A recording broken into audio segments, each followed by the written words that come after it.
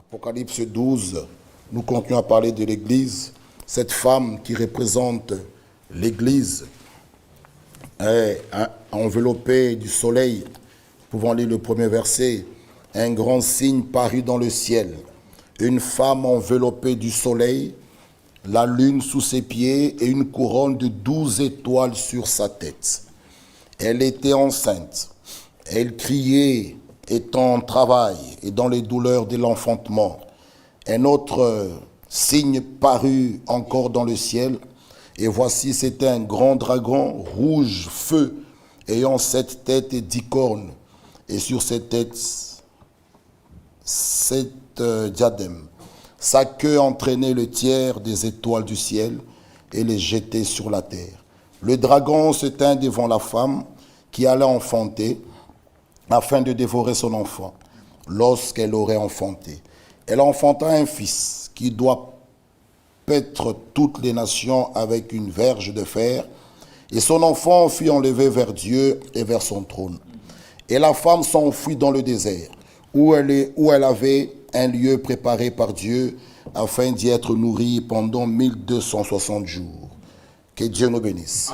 Notre Dieu, notre Père, bénis ta parole qui vient d'être lue, accorde à nous tous bonne compréhension et instruis-nous au nom de Jésus-Christ. Amen. Amen. Que Dieu nous bénisse et que Dieu bénisse tous les enfants qui sont venus déjà aujourd'hui. Que Dieu vous bénisse richement. Certainement, Dieu vous bénira. Amen. Les enfants de Dieu sont des enfants obéissants et ils marchent vraiment avec leur Dieu, et Dieu ne peut pas nous abandonner. Nous disons que cette femme d'Apocalypse 12 représente l'Église. Et nous avons montré que cette femme a reçu en elle la sémence divine, la sémence parole. C'est une femme fidèle. Et quand vous regardez dans Apocalypse 17, il y a une autre femme, c'est une femme, on appelle la prostituée. Elle a reçu une sémence étrangère, une femme infidèle. Mais nous insistons sur cette femme fidèle qui a reçu la sémence parole en elle. Elle était enceinte, elle était dans le douleur de l'enfantement pour vouloir accoucher, pour vouloir enfanter. La femme enfante, l'homme engendre. Ça, c'est l'homme qui dépose sa sémence. Et la femme a reçu la sémence parole, la sémence pure, pour vouloir enfanter ce fils mâle. Et le dragon qui était devant cette femme, qui attendait que lorsque la femme va enfanter, que le dragon puisse dévorer le fils mâle. Mais lorsqu'elle a enfanté, le fils a été pris, et la colère du dragon descend, maintenant veut pourchasser la femme. Elle a fui dans le désert pendant 1260 jours ou bien 3 ans et demi. Bien-aimés, frères et sœurs, nous sommes vraiment à la fin. La véritable Église de Dieu, nous l'avons vu par exemple dans Matthieu 16, quand Jésus posa la question, « Qui dites-vous que moi je suis, moi le Fils de l'homme ?» Les uns disent que tu es Jérémie, les autres Jean-Baptiste, les autres Élie. Il dit, et vous, qui dites-vous que je suis? Simon-Pierre reçut la révélation, lui dit, tu es le Christ, le Fils du Dieu vivant. Jésus prenant la parole, il dit, Simon, Simon, tu es heureux, mais ce ne sont pas la chair et le sang qui te l'ont révélé, c'est mon Père qui est dans le ciel qui t'a donné cette révélation. Et sur ce roc, je bâtirai mon église. Et les portes du séjour de mort ne prévendront point contre elle. Aucun démon ne peut vaincre l'église de Dieu. Non et non. L'église, qui est la colonne et l'appui de la vérité, c'est la vérité. La parole de Dieu doit être déposée, doit être prêchée là-bas. Mais ici, cette femme, quand elle était dans le douleur de l'enfantement, elle criait.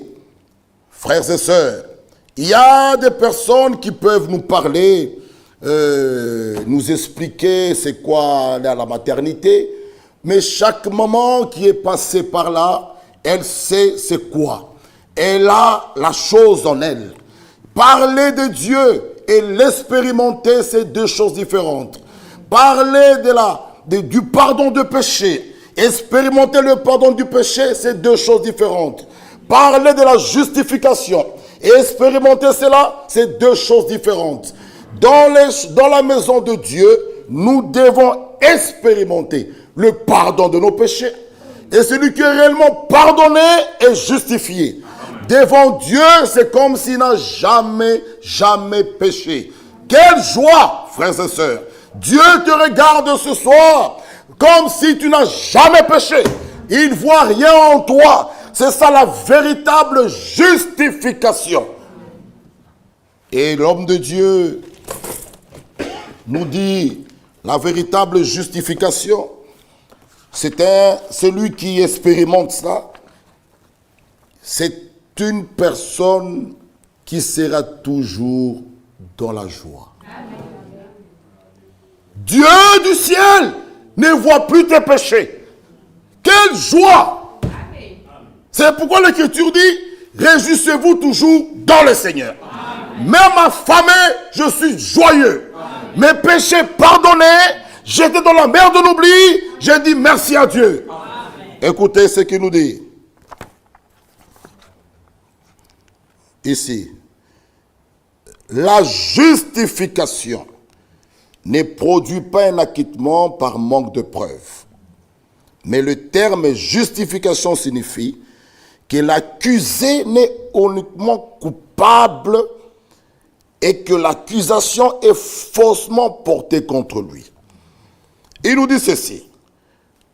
La justification, selon la pensée divine, constitue l'autre part Dieu en Christ voit l'homme auquel il a pardonné les péchés comme s'il n'a jamais péché. Jamais péché.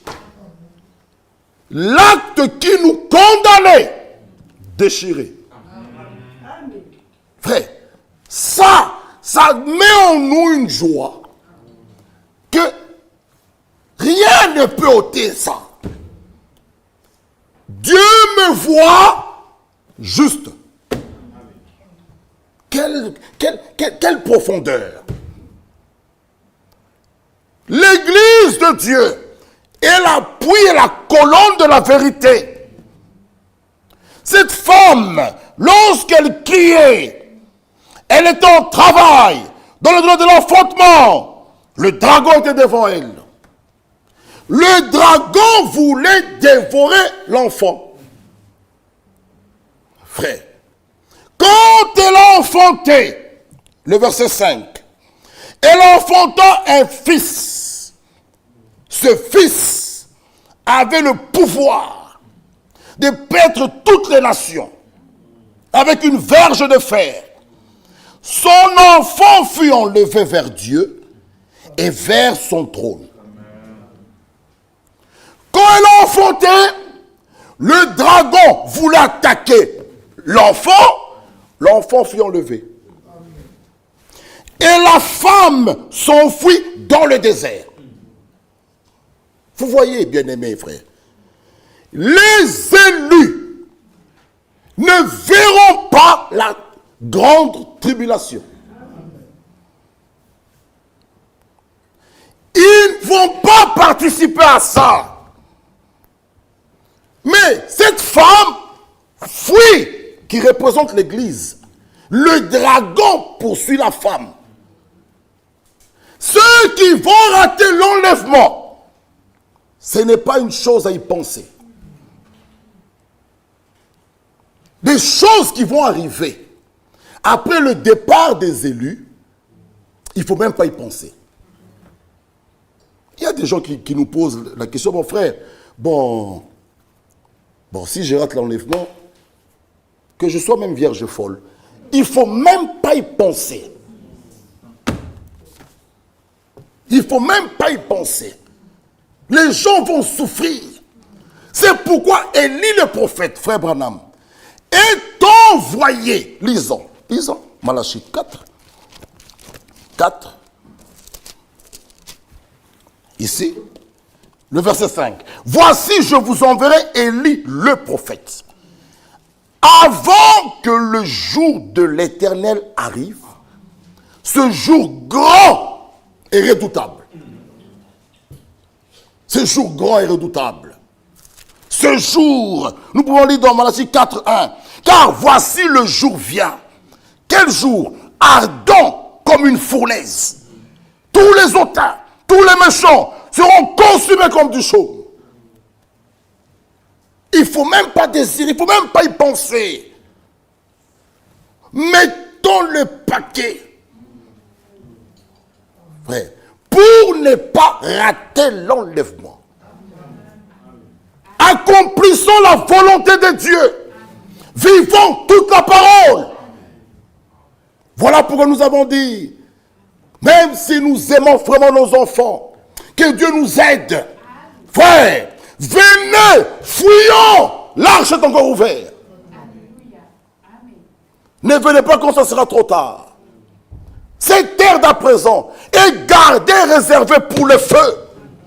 Fuyons, fuyons, fuyons. Appelez vos amis, vos familles, vos enfants. Entrons dans l'arche. Là, c'est le seul lieu de sécurité. La femme ici, elle enfante. L'enfant est parti. Le dragon poursuit la femme. Elle était allée là dans le désert. Elle devait être nourrie pendant 3 ans et demi. Le verset 12, le verset 13. Quand le dragon vit qu'il avait été précipité sur la terre, il poursuivit la femme qui avait enfanté le fils. On donna à la femme les 2 ailes du grand aigle. Furent données à la femme, frère, afin qu'elle s'envole au désert, vers son lieu où elle est nourrie un temps, des temps, et la moitié d'un temps, loin de la face du serpent. Mais aujourd'hui, nous allons toujours d'abord insister sur la troupe des vainqueurs. Parce que ce fils mâle représente la troupe des vainqueurs. Vaincre. Tous ici, nous sommes appelés à vaincre. Tous, tous, tous, tous, tous. Celui qui vaincra. Vaincre quoi? Lisons le verset 10. Toujours dans Apocalypse 12. J'entendis dans le ciel une voix forte qui disait: maintenant le salut est arrivé, ainsi que la puissance, le règne de notre Dieu, l'autorité de son Christ, car il a été précipité. Qui? L'accusateur de nos frères. Celui qui les accusait devant notre Dieu jour et nuit. C'est pourquoi, 11, ils l'ont vaincu à cause du sang de l'agneau, à cause de la parole de leur témoignage, et ils n'ont pas aimé leur vie jusqu'à craindre la mort. C'est pourquoi, réjouissez-vous, cieux, et vous qui habitez dans les cieux, malheur à la terre et à la mer, car le diable est descendu vers vous, animé d'une grande colère, sachant qu'il a peu de temps. Nous avons montré que les vainqueurs partagent les mêmes promesses que le Rédempteur. Cette promesse d'Apocalypse 12, 5, ici, lisons cela, elle enfanta un fils qui doit paître toutes les nations avec une verge de fer. Le psaume 2. Lisez avec moi. Le psaume chapitre 2.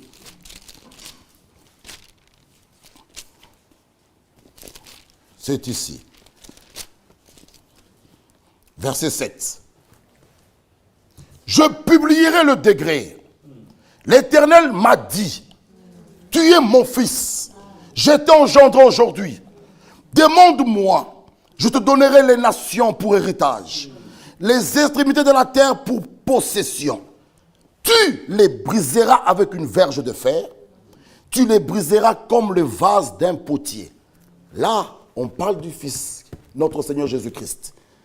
Cette promesse, nous aussi les rachetés, nous en bénéficions.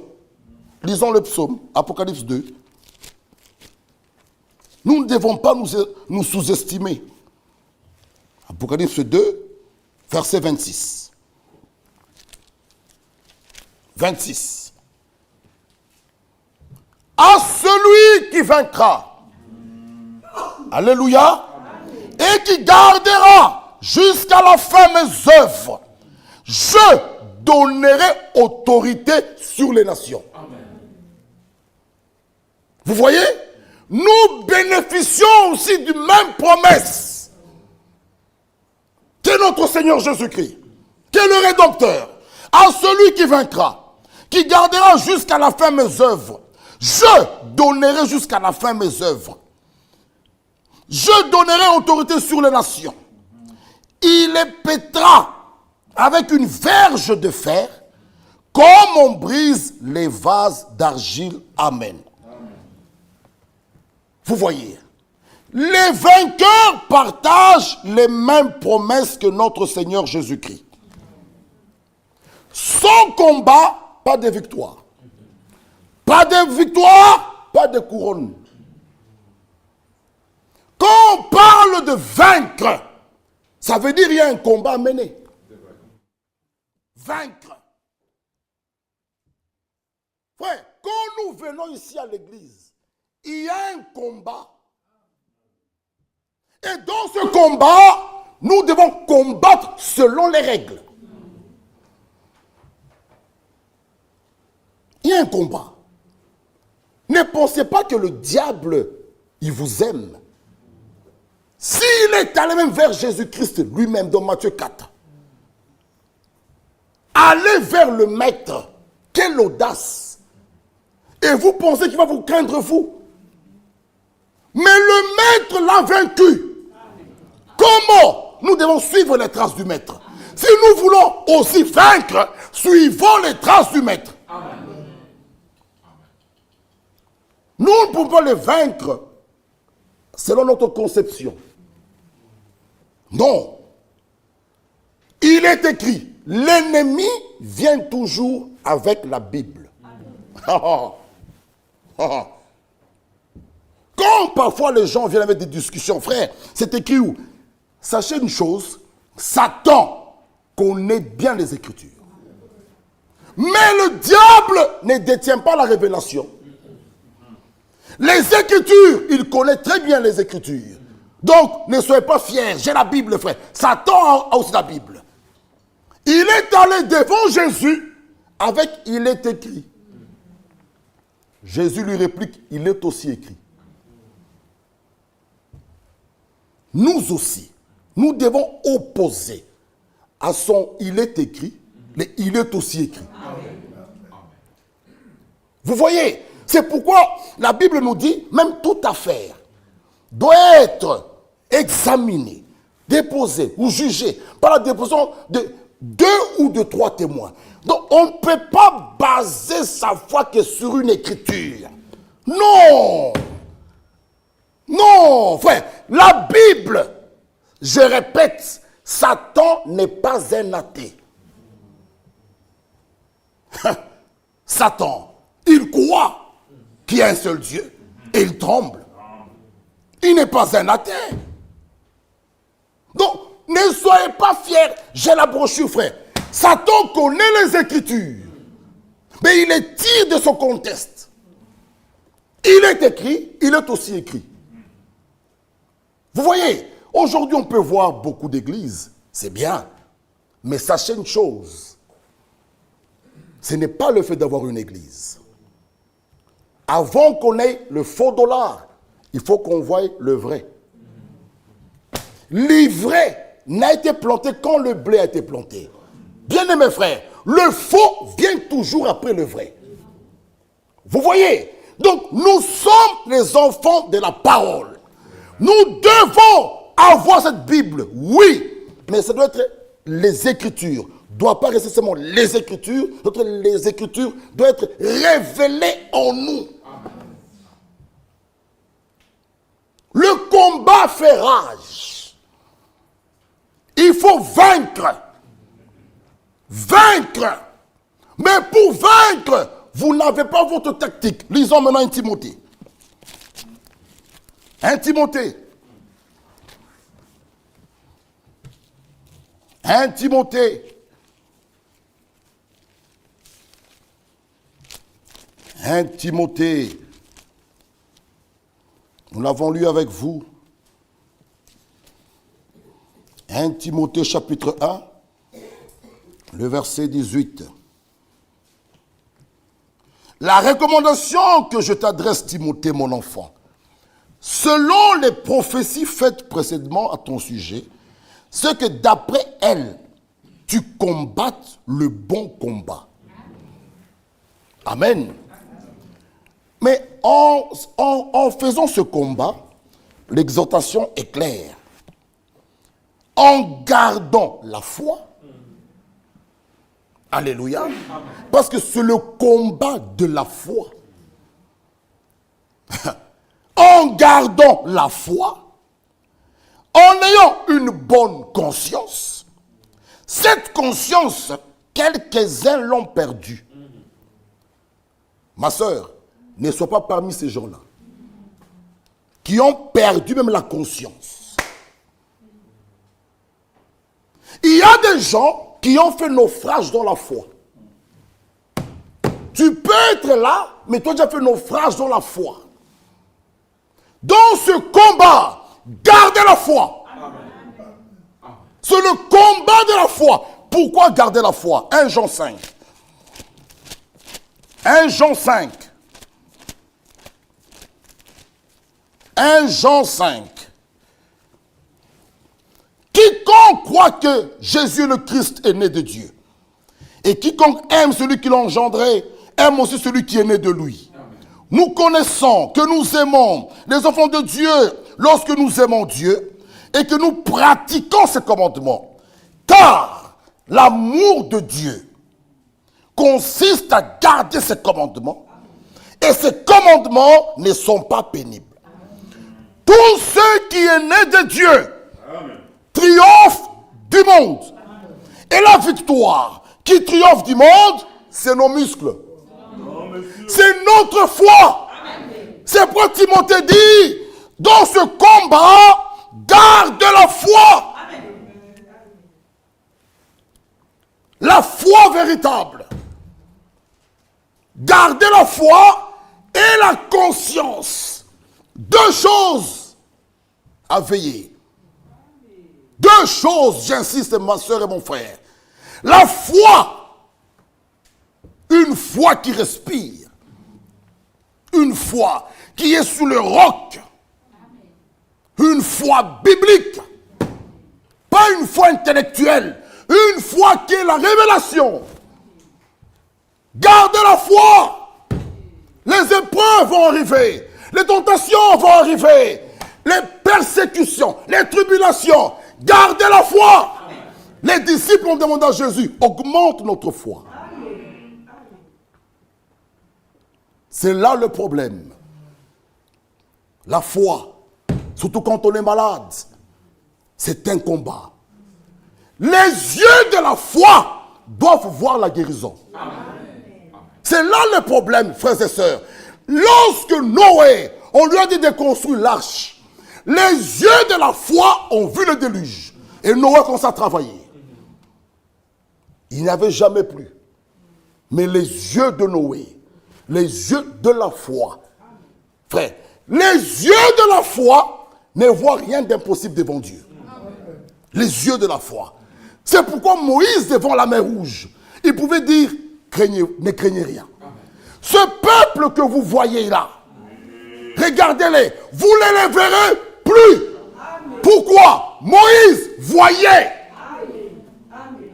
Frère, le démon qui te trouble, tu dois le voir disparaître. Amen.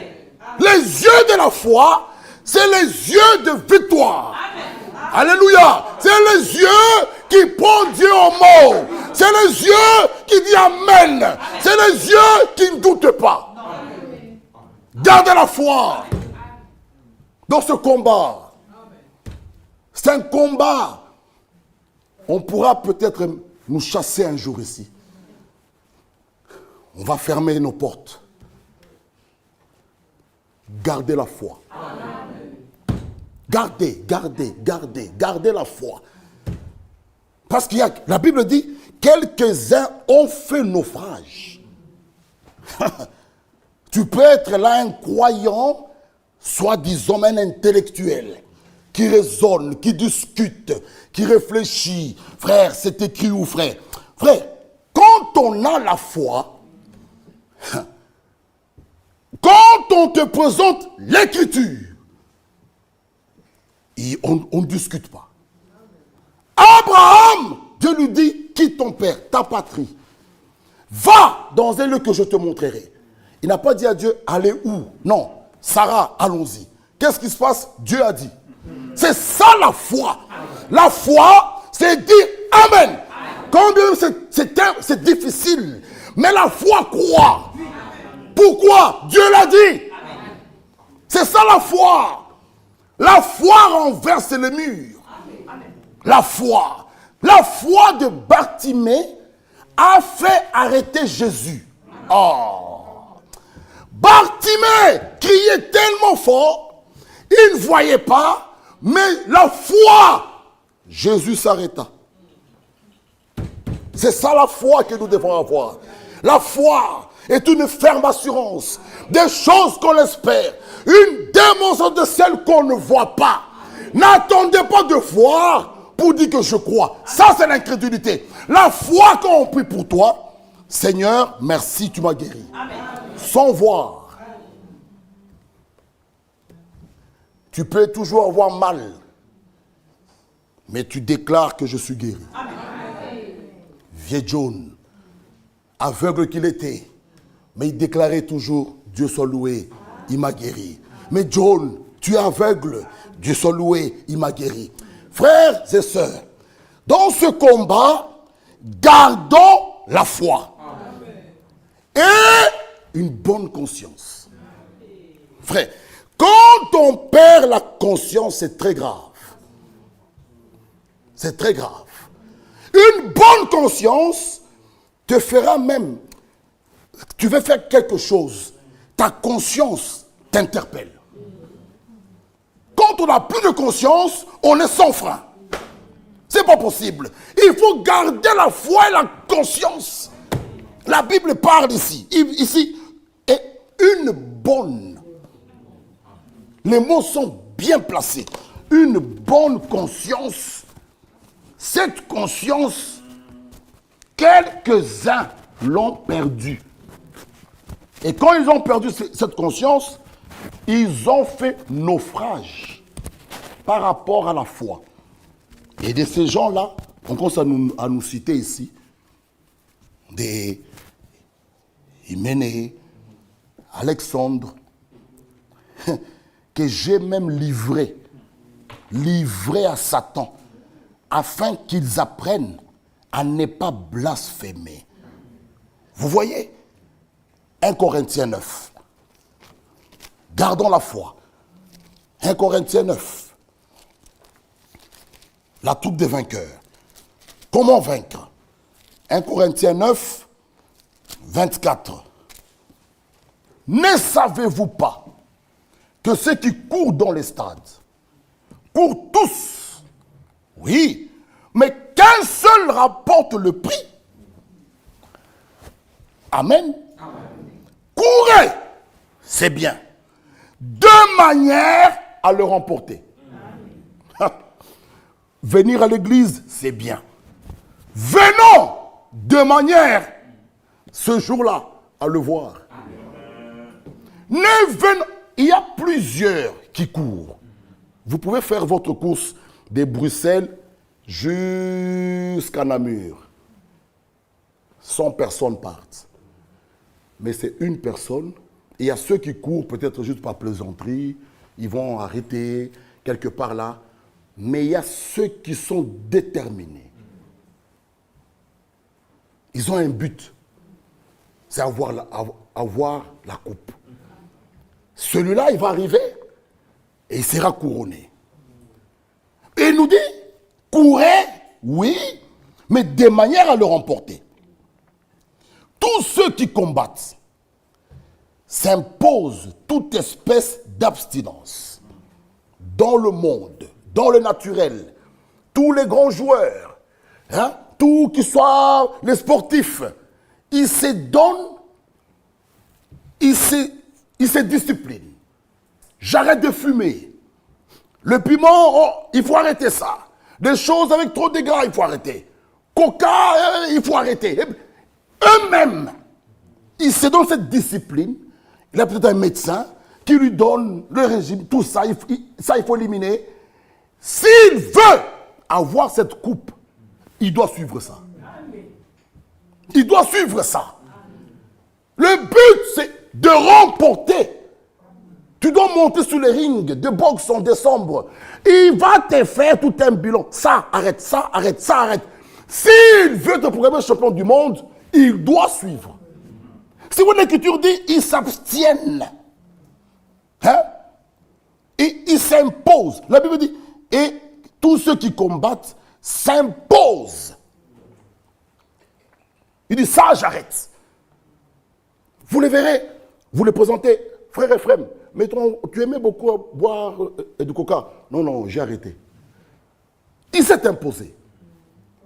Même s'il voit le coca, mais comme il a un but, il dit non, je ne bois pas. Pour nous qui voulons aller au ciel, frère, même si tu aimes le monde, tu dis non. Le problème, quand tu viens ici, qu'est-ce que tu es venu chercher? C'est là le problème. Si c'est le ciel, frère, même mon chant, je dois arriver. L'écriture est claire. Si l'œil est une occasion de chute, arrache. Il s'impose tout un système. Il faut aller au lit à 20h. 20h, il part. Il éteint le téléphone, il s'allonge pour que demain, il soit frais. Il s'impose. Vous voyez, quelqu'un qui doit faire un test pour être directeur, je vois mal cette personne aller au lit à 2h du matin. Tu verras 20h, 20h30 fini. Il part, il dort. Le matin, 7h, 6h, il est déjà frais. Il attend son examen. Pourquoi? Il vise quelque chose.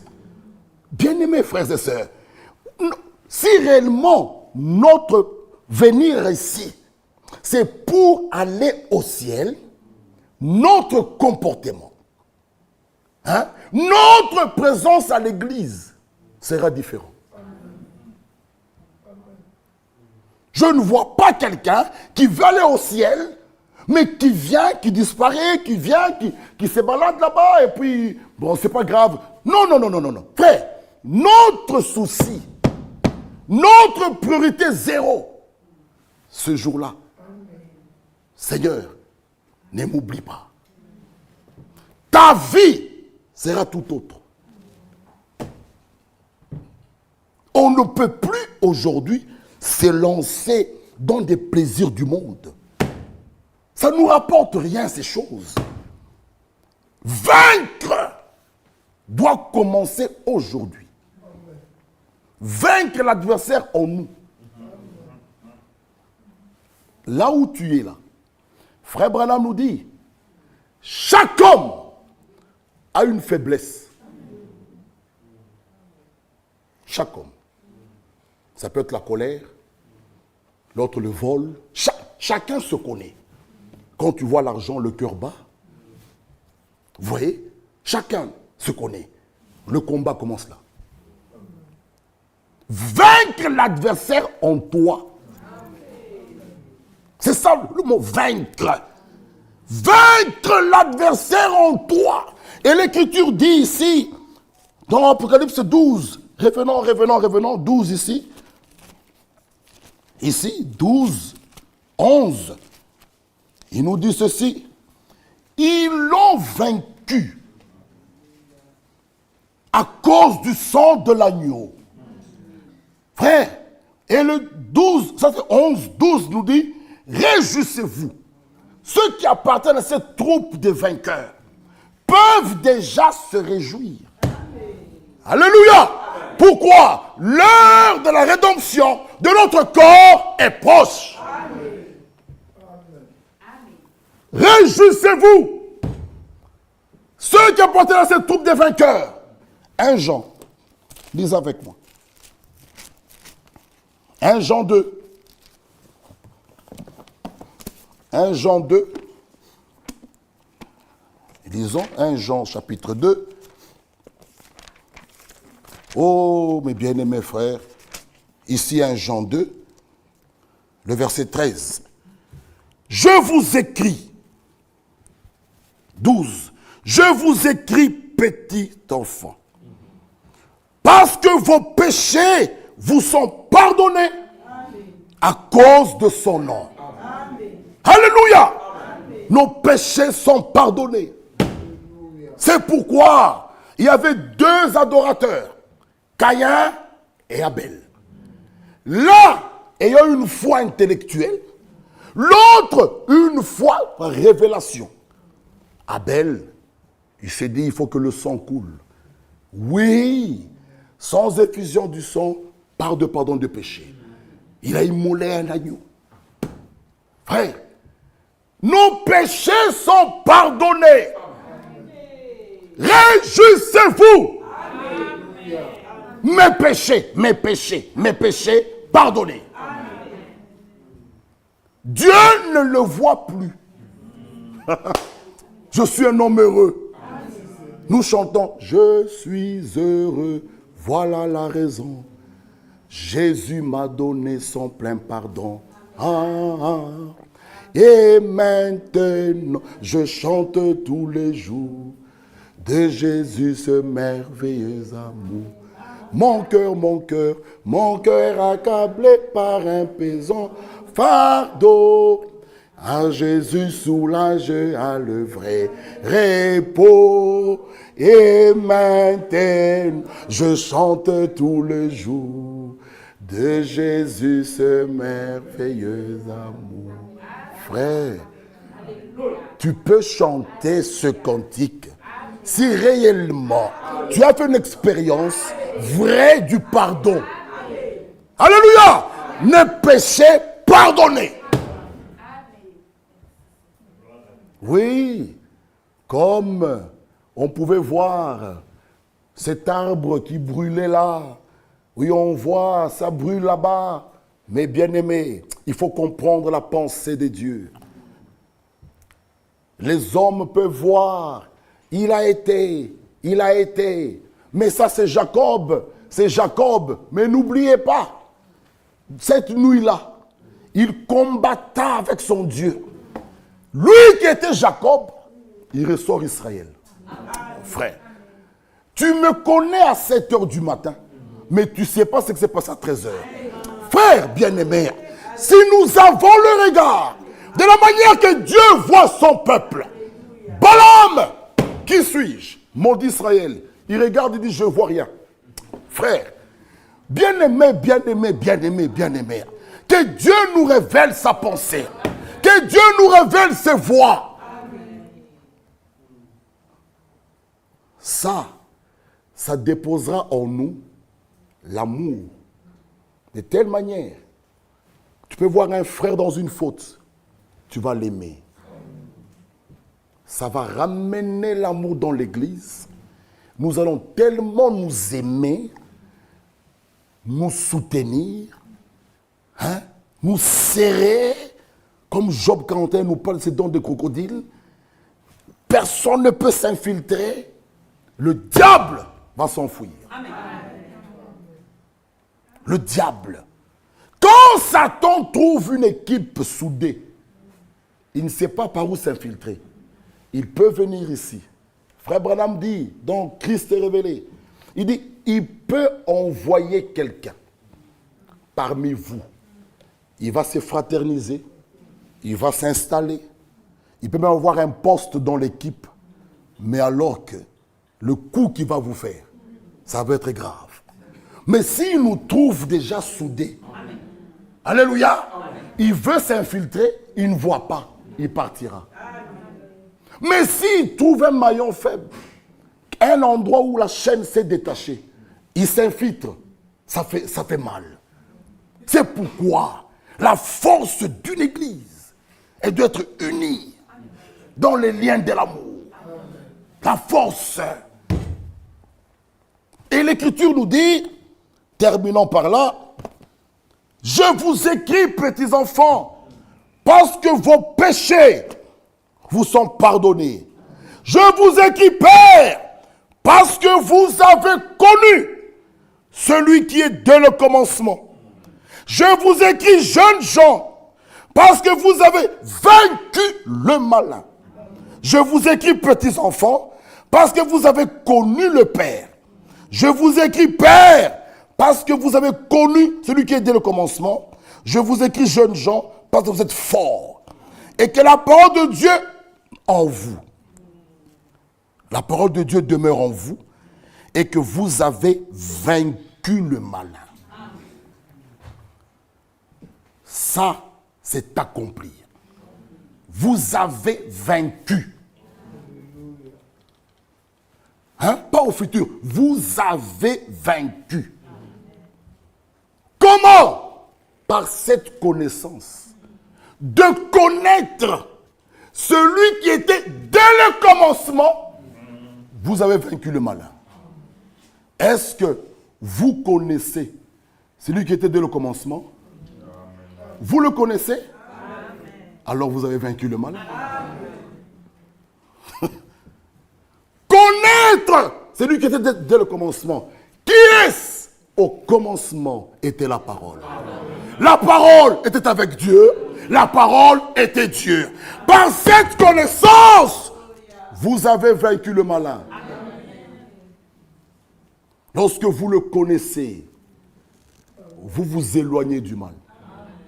Lorsque vous le connaissez, vous vous éloignez du péché. Par cette connaissance. Alors, un enfant de Dieu n'est pas quelqu'un qui pleure chaque fois. Non. Non.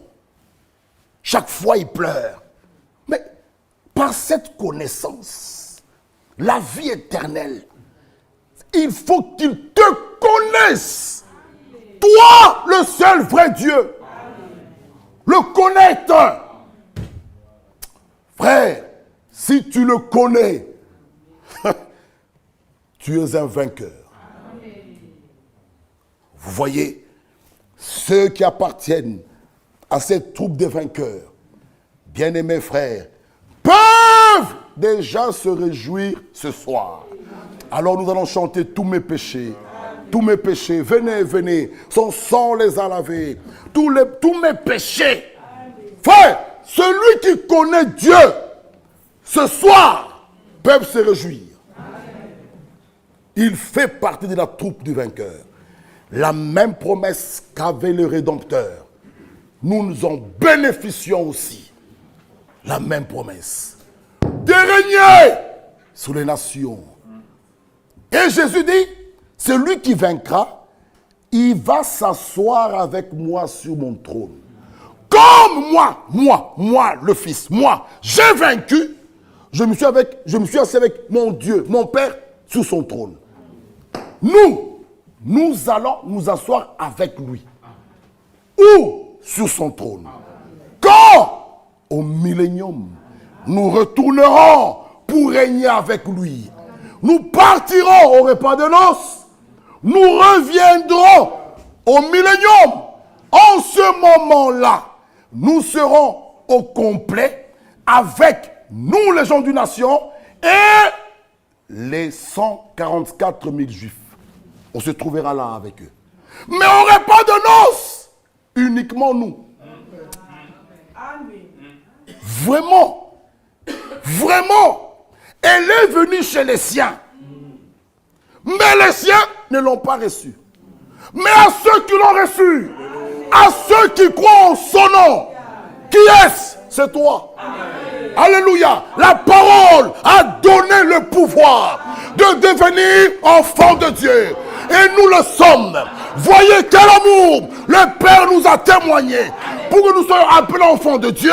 Et nous le sommes. Bien-aimés, nous sommes enfants de Dieu.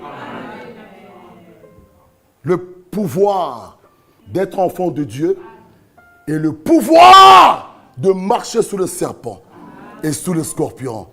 Estimons-nous heureux. La troupe des vainqueurs va régner. La troupe des vainqueurs sera au repas de noces.